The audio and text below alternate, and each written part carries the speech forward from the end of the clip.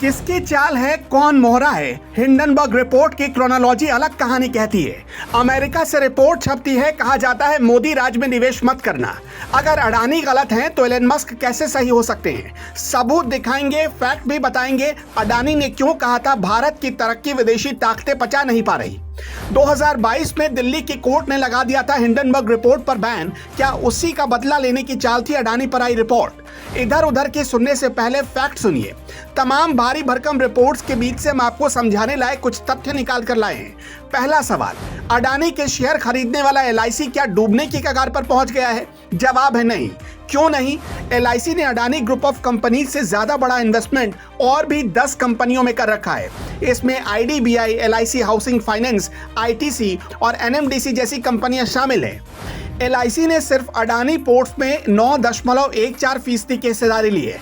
Adani total gas में 5.96%, Adani enterprises में करीब 4.25%, अडानी ट्रांसमिशन में करीब 3.5% और अडानी ग्रीन एनर्जी में करीब 1.25% हिस्सेदारी ली है। इन चारों पांचों शेयर को मिला दे तो कुल हिस्सेदारी 18 से 19% बनती है। 4 शेयरों में एलआईसी ने करीब 23,840 करोड़ रुपए का निवेश किया है। लेकिन ऐसा नहीं है कि अडानी की हर कंपनी डूबती जा रही है। इस रिपोर्ट के आने के बाद हर कंपनी घाटे में चली गई हो।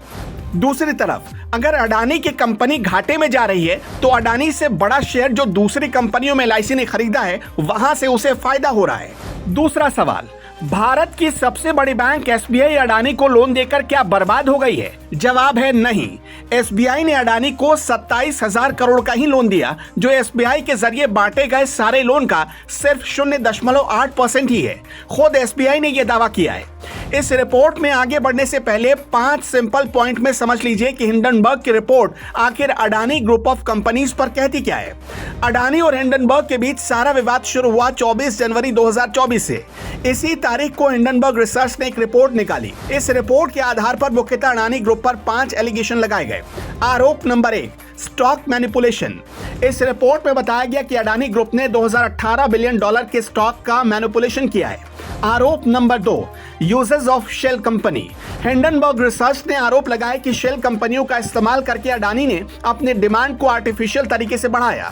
अडानी समूह में उनके परिवार का दबदबा है और इस परिवार ने मॉरिशस, यूएई और कैरिबियन आइलैंड जैसे इलाकों जो कि टैक्स हेवन के नाम से जाने जाते हैं, मतलब यहाँ टैक्स को छिपाना बहुत आसान होता है, ऐसी जगहों में ऑफशोर शेल एंटाइटी दिखाई और इन कंपनियों के रास्ते नकली इंपोर्ट और एक्सपोर्ट के दस्तावेज तैयार करके फर्जी टर्नओवर बनाया गया। आरोप नंबर 3, कंपनी में प्रमोटर्स की हिस्सेदारी ज्यादा होना। हिंडनबर्ग की रिपोर्ट में अडानी ग्रुप पर तीसरा सबसे बड़ा आरोप है कि इन कंपनियों में प्रमोटर्स का शेयर काफी ज्यादा है। अडानी पर जब यह आरोप लगा तो वो दुनिया के तीसरे सबसे अमीर शख्स थे, इसलिए उनके विशाल एम्पायर की कंपनियों के लिए यह आम बात नहीं थी, बल्कि संदेह बढ़ाने वाली बात थी। आरोप नंबर 4, लिस्टेड कंपनियों का करंट रेशियो कम होना।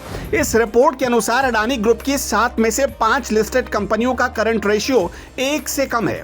इसका मतलब ये होता है कि इन कंपनियों पर जितना कर्जा है उसके मुकाबले इनकी संपत्ति उतनी है ही नहीं। आरोप नंबर 5, ऊपर से नीचे तक भ्रष्टाचार। हिंडनबर्ग रिसर्च की इस रिपोर्ट के मुताबिक भारत की सिक्योरिटी मार्केट और स्टॉक मार्केट की रखवाली करने वाली सेबी ने बीते कुछ सालों में अडानी ग्रुप की 70 से ज्यादा एंटाइटी और प्रमोटर्स पर अडानी एंटरप्राइजेज के स्टॉक को बाजार मूल्य से ज्यादा भाव में पंप करने के सिलसिले में जांच की और कार्रवाई भी की। इसलिए यह पूरा ग्रुप शक के दायरे में है। लेकिन क्या यह पूरा सच है? हमने अलग अलग रिपोर्ट्स, अलग अलग फैक्ट्स और हिंडनबर्ग रिसर्च के 106 पन्ने पढ़ने के बाद हमें पता चलता है कि सब कुछ शीशे की तरह साफ नहीं है। हमें यह भी पता चलता है कि हिंडनबर्ग इस रिपोर्ट के साथ अपना कोई नया एजेंडा साध रहा है। वो एजेंडा क्या हो सकता है? दरअसल दिल्ली के 30 हजारी कोर्ट में हिंडनबर्ग के खिलाफ इबिक्स कैश नाम की एक कंपनी ने डिफेमेशन का केस दायर किया। हिंडनबर्ग ने इस कंपनी पर एक रिपोर्ट निकाली थी, जिसके बाद यह केस किया गया, जिसमें 5 जुलाई 2022 को कोर्ट का फैसला आया और कहा गया कि हिंडनबर्ग की रिपोर्ट को भारत में ब्लॉक कर दिया जाए। जैसा कि आप यहां देख भी सकते हैं, कोर्ट के आदेश के बाद सारे ट्वीट, सारे दस्तावेज हटा दिए गए। मोदी मैग्निस्की 11 का ये ऐड आप सब ने देखा होगा। अक्टूबर 2022 में वॉल स्ट्रीट जर्नल में मोदी का नाम लिखकर बताया गया कि भारत इन्वेस्ट करने के लिए सेफ जगह नहीं है। और हिंडनबर्ग की रिपोर्ट आने के बाद दुनिया की मीडिया और एजेंसियां कह रही हैं कि दुनिया भारत में इन्वेस्टमेंट को लेकर शक की निगाह से देख रही है। हमने आपको पहले ही बताया था कि अगर अडानी गलत हैं तो दुनिया के दूसरे अमीर शख्स एलन मस्क भी गलत हो सकते हैं। कैसे, अब इसे समझ समझने की बारी है। हिंडनबर्ग का आरोप है कि अडानी ने दशकों से स्टॉक धोखाधड़ी की।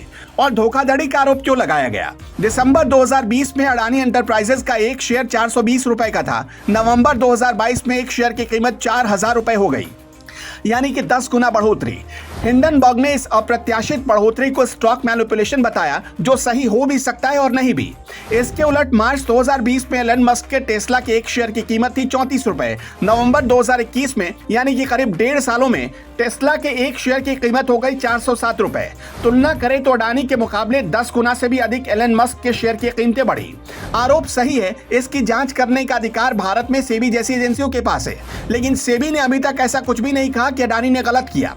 पर भारत के कुछ मठाधीश पत्रकार फौरन सर्टिफिकेट बांटने लगे कि अडानी गलत है। हम ये भी नहीं कह रहे कि अडानी बिल्कुल सही है। हम आपसे पूछते हैं कि अगर अडानी गलत है तो एलन मस्क कैसे सही हो सकते हैं? तो क्या हमारे रिपोर्ट के आधार पर अमेरिका एलन मस्क पर एक्शन ले लेगा? कभी नहीं। लेकिन भारत में यह दबाव बनाया जा रहा कि हिंडनबर्ग की रिपोर्ट पर अडानी पर एक्शन ले लीजिए। इसलिए हिंडनबर्ग की रिपोर्ट टारगेटेड लगती है और भारत में हिंडनबर्ग की इस रिपोर्ट पर जो लोग नैरेटिव चला रहे हैं, ऐसा लगता है कि वो भी हिंडनबर्ग के इशारे पर ही काम कर रहे हैं। इसी वजह से अडानी समूह ने इस रिपोर्ट को डे 1 से खारिज किया है। वैसे आपको क्या लगता है, कौन सही और कौन गलत? हमें कमेंट बॉक्स में जरूर बताएं।